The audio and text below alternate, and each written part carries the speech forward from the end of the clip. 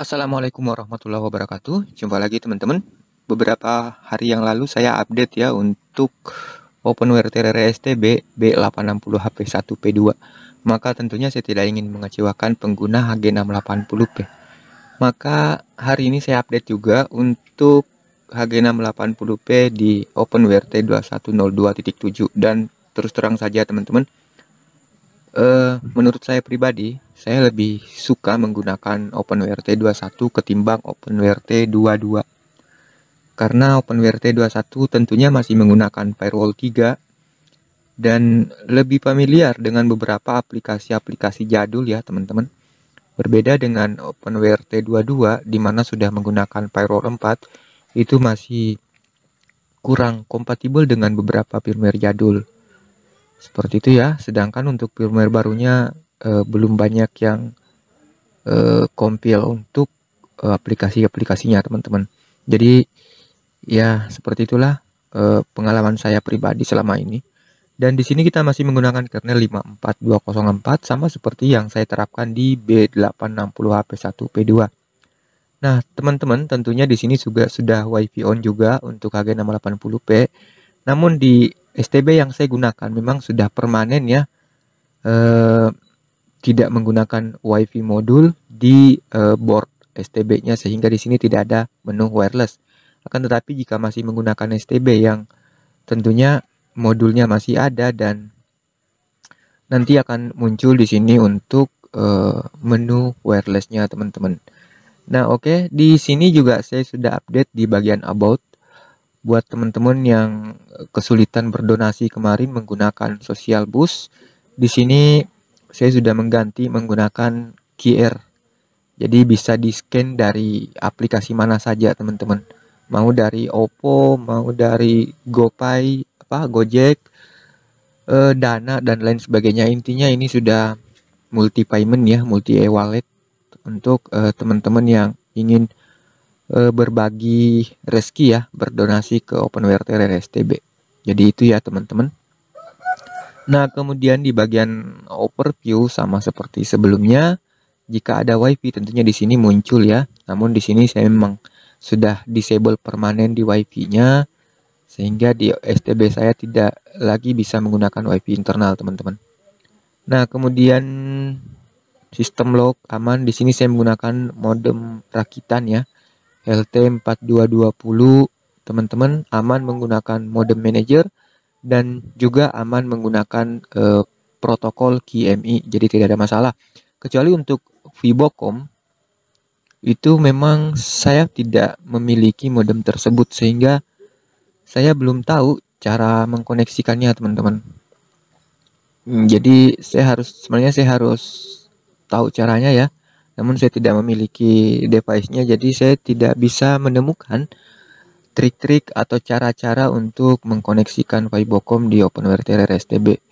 Saya sudah berusaha menginstal XMM juga di sini, sesuai dengan informasi-informasi yang saya dapat di forum, bahwa itu adalah salah satu kebutuhan dari modem Vibocom. Tetapi ya seperti itu teman-teman, saya terkendala di device. Silakan teman-teman cari sendiri caranya, mudah-mudahan bisa ya. Oke, kita lanjut di bagian status. Di sini tidak ada M13 atau load balancing teman-teman. Di sini juga ada yang menanyakan ya, kenapa tidak ada. Karena saya rasa kita cuma buang-buang space saja ya. Sebab kita bisa load balancing di di open class teman-teman. Bisa load balancing pakai proxy, bisa juga load balancing non proxy. Jadi semua sudah bisa dilakukan di sini.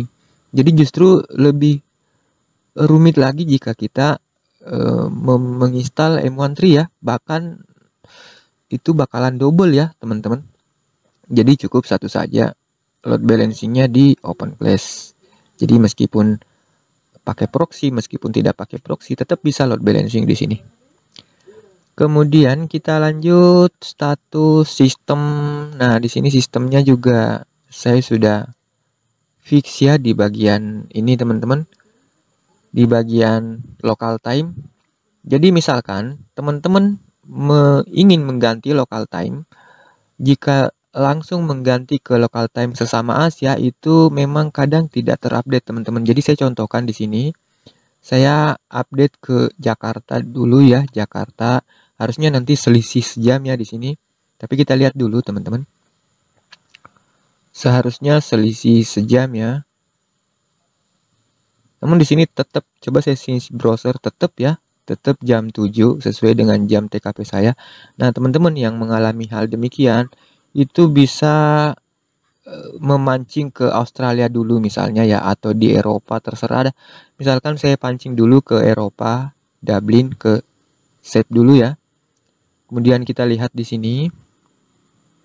Nah, nanti baru akan berubah teman-teman. Nah, setelah itu teman-teman bisa menggantinya lagi ke Jakarta misalkan. Nah, kalau saya ganti ke Jakarta, kita lihat hasilnya teman-teman. Nah, barulah selisih 1 jam dengan TKP saya. Seperti itu ya. Nah, jika saya pindah kembali ke TKP saya, apakah berubah juga di sini? Oke, kita lihat ya. Since browser. Nah, ini teman-teman ya. Jadi, silakan dipancing dulu ke di luar Asia misalkan ya. Jadi, misalkan Eropa. Kemudian saya kembalikan ke Makassar. Barulah sinkron dengan TKP saya. Nah, sekarang saya balikin.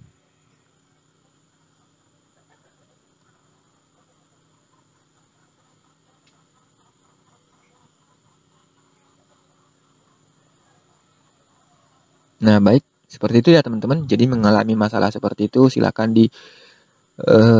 ganti dulu di luar Asia. Nah, baik. Untuk selanjutnya bagian administration tidak ada masalah. Software dan startup. Nah, di startup juga sebenarnya saya sudah tambahkan sleep 15 NTP Date di sini teman-teman untuk mengupdate jam ya pada saat STB pertama kali booting. Jadi sebenarnya kita contohkan, kita eksekusi saja langsung di terminal. Nanti akan seperti ini teman-teman ya.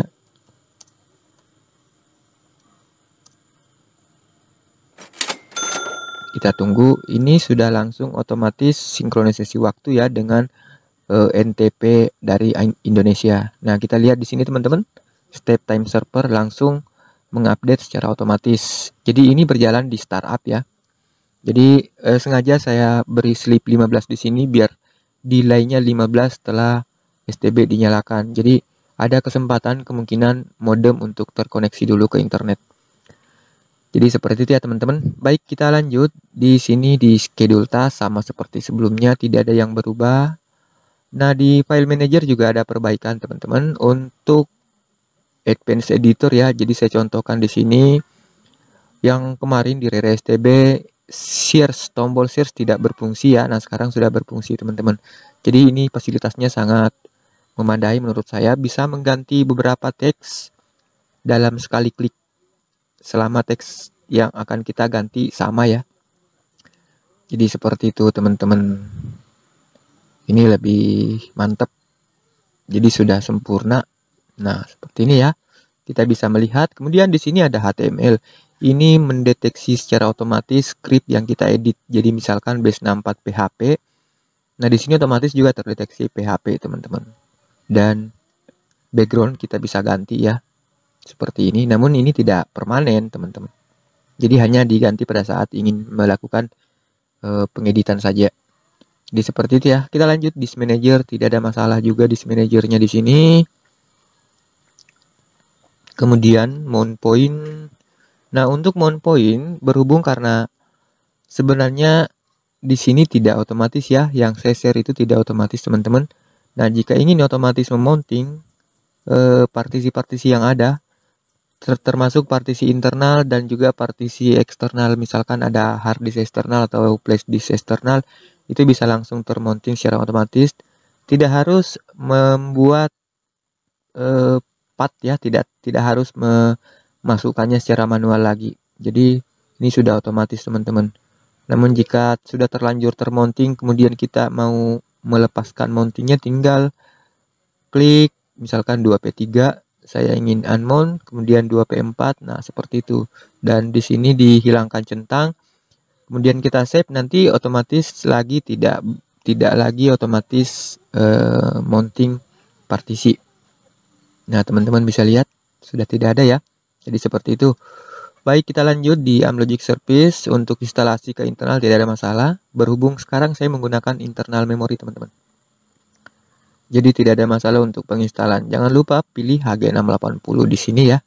Begitu juga jika teman-teman ingin mengganti kernel, di sini tidak ada masalah juga ya untuk penggantian kernel. Kemudian kita lanjut shutdown reboot. Tidak ada masalah, aman semua teman-teman. Di sini modem rakitan tinggal di setting ya, modemnya di sini disesuaikan dengan modem yang teman-teman gunakan. Berhubung di sini saya belum setting memang, dan AT message. Nah, di sini teman-teman di connection monitor ini sama seperti net detector, akan tetapi ini lebih lengkap ya karena kita bisa melihat aktivitas atau lognya di sini. Ada halaman tersendiri. Jadi kita bisa melihat sekitar pukul berapa tidak ada ping, sekitar pukul berapa modemnya disconnect ya. Jika untuk modem rakitan itu bisa merestart modem, kan tetapi jika modem tidak support restart, itu hanya merestart interface networknya saja di sini teman-teman. Seperti itu ya. Oke, kita lanjut service. Nah, OpenClass sendiri sini masih menggunakan OpenClass hard mode ya. Jadi hanya ada seperti ini. Menu-menu tampilan di sini. Kemudian core-core-nya sudah updatean terbaru semua teman-teman ya. Seperti itu. Jadi jika ingin merestore konfigurasi, harap restore konfigurasi yang tidak mengandung core, biar core-nya tidak tertimpa teman-teman. Jadi saya sudah pernah juga memberikan tutorial untuk membackup tanpa core di sini ya, backup exclude cores. Nah, kita lanjut, base 64 masih ada, zero tier, kemudian terminal seperti ini teman-teman, kemudian network, diagnostik, DHCP DNS. Nah, di sini DHCP DNS kenapa ada IP dan port di sini, lokal IP dan port, karena di sini saya sudah menggunakan DNS Mask Redirect.